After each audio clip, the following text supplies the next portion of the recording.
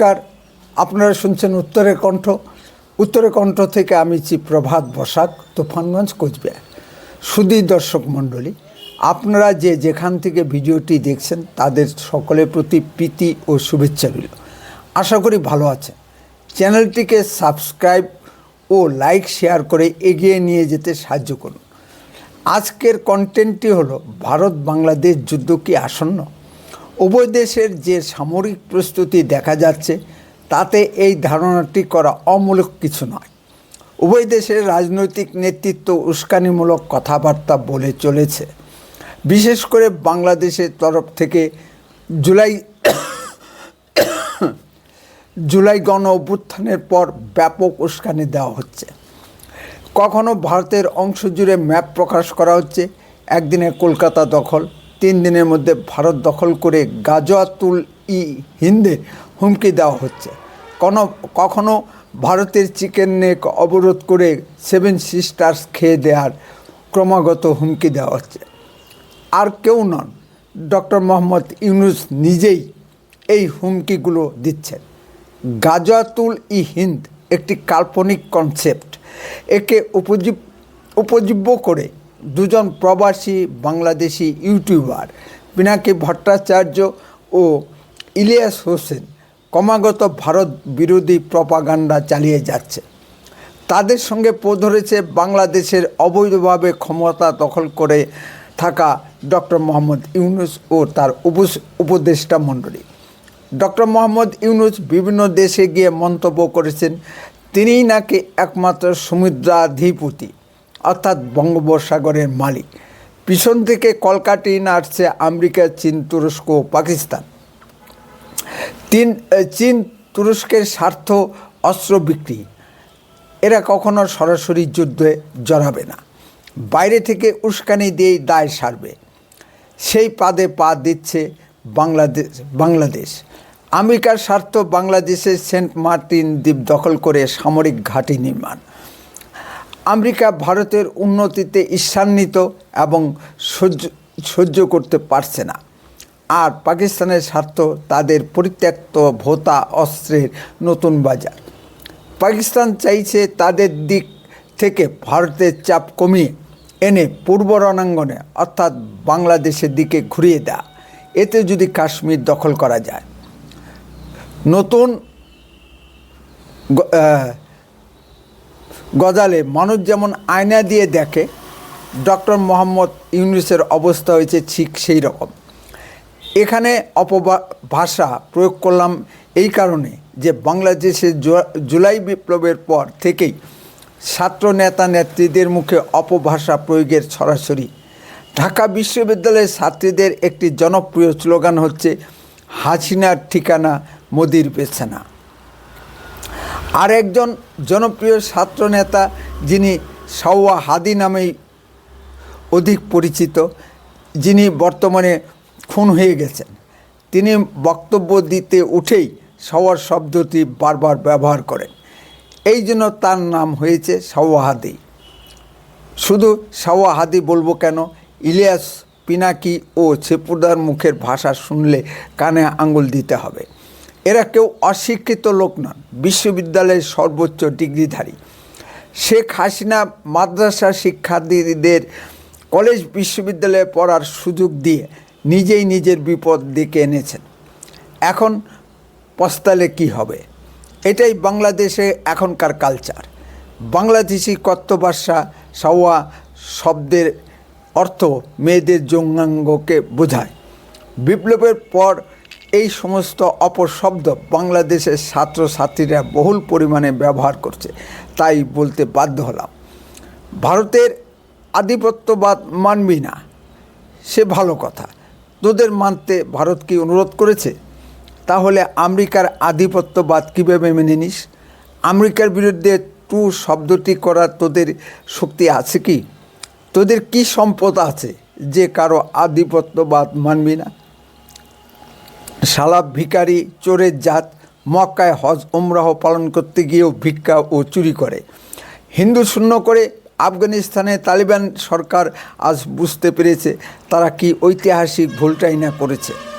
পাকিস্তানে এখনও 1-2% হলেও কিছু হিন্দু আছে। এই হিন্দুরা পাকিস্তানের অর্থনীতিকে গতিশীল ও বলবান করেছে। ডক্টর মোহাম্মদ ইউনুস একজন প্রথিতযশা নোবেল বিজয়ী অর্থনীতিবিদ, পণ্ডিত ও অধ্যাপক মানুষ হলে কি হবে, তিনি এই সমস্ত অপশব্দের প্রধান পৃষ্ঠপোষক। ডক্টর মোহাম্মদ ইউনুসকে বাংলাদেশি জনগণের রায় নিয়ে ভোটের মাধ্যমে ক্ষমতায় আসতে হয়নি, ফাঁকতালে ক্ষমতা পেয়ে গেছে, তাই যা খুশি তাই বলা যায়। বাংলাদেশের যুদ্ধ প্রস্তুতি বলতে মোট 1-1.5 লাখ নিয়মিত সেনাবাহিনী, নতুন করে চীনের সহযোগিতায় লালমনিরহাট ও ব্রাহ্মণবাড়িয়া পরিত্যক্ত বিমান ঘাঁটি পুনর্নির্মাণ। এদিকে ভারতের যুদ্ধ প্রস্তুতি বলতে ভারত এই পরিস্থিতিতে 4টি নতুন সেনা ঘাঁটি নির্মাণ, একটি পশ্চিমবঙ্গের চোপড়ায়, একটি বিহারের কিষানগঞ্জে, একটি আসামের ধুবড়ির বামুনিচকে এবং একটি মিজোরামে।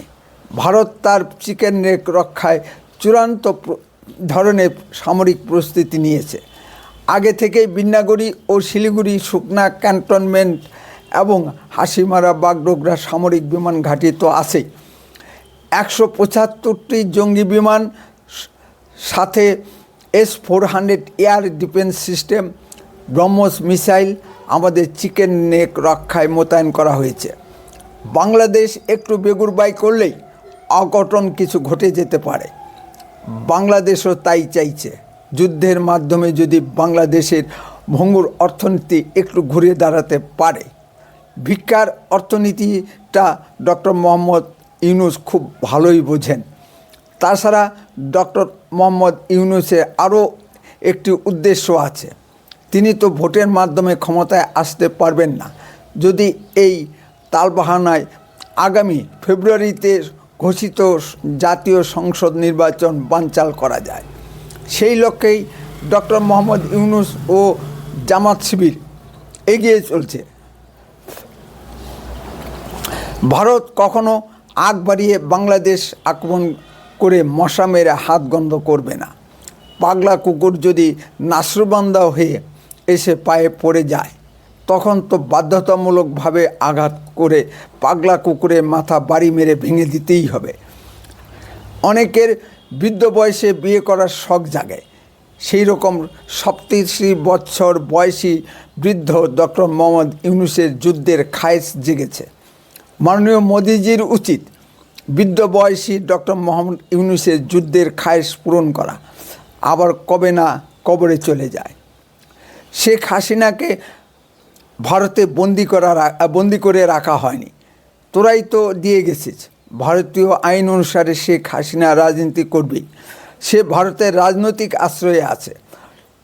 তোদের হ্যাডাম থাকলে শেখ হাসিনাকে নিয়ে যা। এমনিতেই বাংলাদেশের অর্থনীতি বিপর্যস্ত, কলকারখানা বন্ধ হয়ে যাচ্ছে। ক্রমাগত উগ্রপন্থী কার্যকলাপের দরুন বিভিন্ন দেশ তাদের ব্যবসা বাণিজ্য বন্ধ করে দিয়ে কূটনীতিকদের দেশে ফিরিয়ে নিয়ে যাচ্ছে।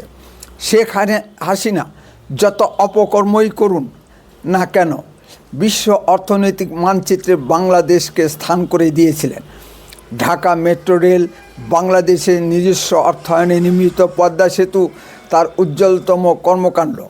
এখনও বাংলাদেশের 1 টাকা সমান পাকিস্তানের 2.5 টাকা। এতেই শেখ হাসিনার কৃতিত্ব বোঝা যায়। বাংলাদেশে কে শোনে কার কথা, চোরে না শোনে ধর্মের কাহিনী। বিশ্ববিখ্যাত নোবেলজয়ী অর্থনীতিবিদ ডক্টর মোহাম্মদ ইউনুস বাংলাদেশে হাল ফেরাতে পারছেন না কেন?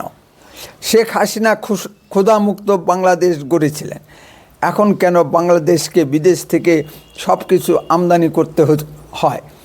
মানুষ কেন না খেয়ে বা আধপেটা খেয়ে দিন কাটাচ্ছে? ভারত থেকে খাদ্য সামগ্রী, পেঁয়াজ, রসুন, এমনকি কাঁচা লঙ্কা না গেলে বাংলাদেশিদের খাওয়া জোটে না। পিনাকি, ইলিয়াস ও উপদেষ্টাগণ বাগাড়ম্বর কোথায় গেল? যদি বাংলাদেশের সঙ্গে যুদ্ধ হয় তবে সেটা জনযুদ্ধের আকার নেবে। জনযুদ্ধ শব্দটি নকশালি শব্দ, অর্থাৎ সেনাবাহিনীর সঙ্গে সাধারণ জনগণ যুদ্ধে অংশ নেবে। ভিডিওতে যে মালকোসা মারা যুবকদের যে চিত্র দেখা গেছে সে ইঙ্গিত জামাত শিবির আগেই দিয়ে রেখেছে। ভারতীয় সেনা কর্তাদের এই নিয়ে ভাবতে হবে। শুধু মিলিটারি টু মিলিটারি যুদ্ধ হবে না, উগ্রপন্থী কার্যকলাপের দরুন বাংলাদেশের পরিস্থিতি এমন হয়েছে যে বেগম খালেদা জিয়ার জানাজায় অংশ নিতে ভারতের বিদেশমন্ত্রী মাননীয় এস জয়শঙ্করকে সামরিক বিমানে ঢাকা যেতে হয়েছে এবং ঢাকার সামরিক বিমান ঘাঁটিতে নামতে হয়েছে। তারপর সামরিক বাহিনীর পাহারায় মিস্টার এস জয়শঙ্করকে জানাজা স্থলে নিয়ে যেতে হয়েছে। ঘটনার ভয়াবহতা বোঝানোর জন্য বললাম। তাহলেই বুঝুন ডক্টর মোহাম্মদ ইউনূস বাংলাদেশে কি ভয়ানক পরিস্থিতি সৃষ্টি করেছেন। ভারতীয় কূটনীতিকগণ আর বাংলাদেশে কাজ করতে চাইছেন না। শুধু ভারত বলবো কেন, পৃথিবীর বিভিন্ন দেশ তাদের কূটনীতিকদের বাংলাদেশ থেকে সরিয়ে নিয়ে যাচ্ছে। ফলে বাংলাদেশের ব্যবসা বাণিজ্য মুখ থুবড়ে পড়বে। অচিরেই এর ফল বাংলাদেশি জনগণকে ভোগ করতে হবে। তখন ইলিয়াস পিনাকিদের দেখা পাওয়া যাবে না। তারা কেউ ফ্রান্সে, কেউ আমেরিকায় থাকে। ভারত বাংলাদেশকে হাতে মারবে না, ভাতে মারবে। সিন্ধুর মতো গঙ্গার জলবন্টন চুক্তিও হয়তো আর নবায়ন হবে না। হলেও ভারতের স্বার্থ আগে বজায় রেখে হবে। তাতে বাংলাদেশের জল পাক বা না পাক আর 30 বছরের জন্য চুক্তি হবে না। চুক্তি মোতাবেক শুকা মরশুমে ভারত জল পাক বা না পাক বাংলাদেশকে 35,000 কিউসেক করে জল দিতে হতো। বাংলাদেশকে ফারাক্কা ব্রিজের কোনো মেনটেন্যান্স খরচ বহন করতে হতো না। এবার আর সেটি হবে না। এটাই মোদির নতুন ভারত। ভারতের এই মনোভাব টের পেয়ে ইতিমধ্যেই বাংলাদেশের কর্তৃপক্ষ পশ্চিমবঙ্গের মুখ্যমন্ত্রী মাননীয় মমতা ব্যানার্জি পা ধরা শুরু করে দিয়েছে। আমাদের বাংলাদেশের ইলিশ মাছ চাই না, কারণ ওতে আমার হিন্দু ভাইয়ের রক্ত লেগে আছে। সুতরাং বলাই যায় ভারত কখনো বাংলাদেশকে আগ বাড়িয়ে আক্রমণ করবে না, যদি না বাংলাদেশ পাকিস্তানের প্ররোচনায় আক্রমণ করে বসে। এখানে পাকিস্তানের স্বার্থ জড়িত আছে। ভারত একবার আক্রমণ করলে কোনো দেশ বাংলাদেশের পক্ষে দাঁড়াবে না। বাংলাদেশিরা এ ব্যাপারে নিশ্চিত থাকতে পারেন। আমেরিকা বাংলাদেশের পক্ষে দাঁড়িয়ে গেলেও ভারত আমেরিকাকে গ্রাহ্যের মধ্যে আনবে না। 71 মুক্তিযুদ্ধের সময় আমেরিকা 7ম নৌবহর বঙ্গোপসাগরে পাঠিয়ে দিয়েছিল। ভারত তা গ্রাহ্যের মধ্যে আনেনি। সুতরাং সাধু সাবধান। ভারত একবার আক্রমণ করলে 3 ঘন্টার মধ্যে বাংলাদেশ দখল করে নেবে। বাংলাদেশেরা নিশ্চিত থাকতে পারে ভারত কখনো এ কাজ করবে না, কারণ কে উপযাজক হয়ে ভিখারিদের দায়িত্ব নিতে যাবে। ভারতের এত ঠেকা পড়েনি। উত্তরের কণ্ঠ সর্বদাই বাস্তব ও সত্য কথা বলে। আরও এ ধরনের ভিডিও পেতে দয়া করে এখনই চ্যানেলটিকে সাবস্ক্রাইব করুন, বেল আইকনে ক্লিক করুন। আপনার মূল্যবান মতামত কমেন্টে লিখুন। বন্দে মাতরম, ভারত মাতা কি জয়।